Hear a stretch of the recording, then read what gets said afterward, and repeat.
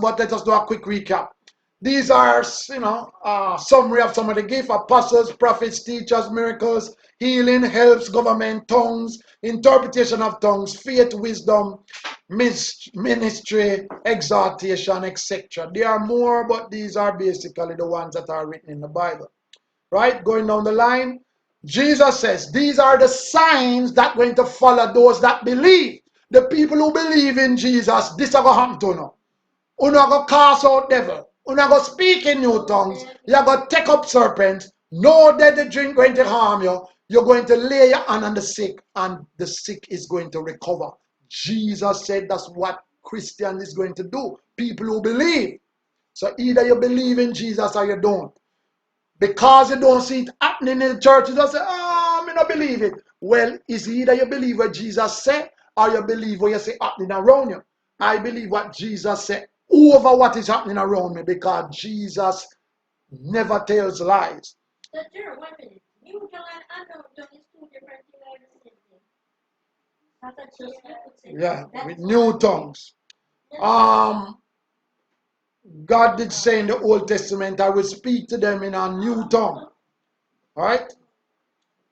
But we can't get into that now in the interest of time.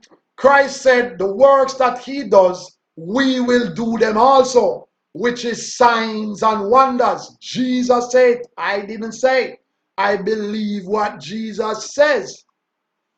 If it's not happening in your Christian life, you need to step up to the grade. You need to step up to the mark. You need to grow, receive your spiritual gift, and start to do the work. This is what Jesus says. Peter says the promise of the Spirit is for us Christians and for our children and for those that are afar off, not just for the apostles. This is what Peter says. There's a more excellent way than even miracles. What is that? Love is the more excellent way than every gift that you can have. Love is the greatest. We should not speak in tongues in the church if there is no interpreter. This is what Peter says.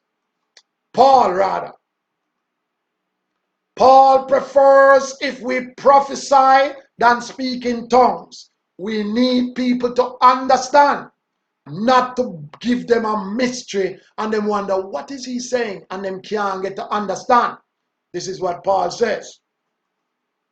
The testimony of Jesus is the spirit of prophecy being used by Christ to proclaim or testify what he will do in the future. So this is where we will close off. We thank you for being participating in our message. We hope it was beneficial to you. We hope you will remember some of the things and understand that you need to grow in your Christian life and receive your spiritual gift. If you have the Spirit, God wants you to proclaim his word, live your life in him. He wants to live his life in you. So you need to understand or receive what is it that you will have me to do for you, Lord. And he will come and perform what he would have you to do. And this is where your blessing will be until you leave this flesh. Thank you for listening, brothers and sisters. I hope the message was a blessing.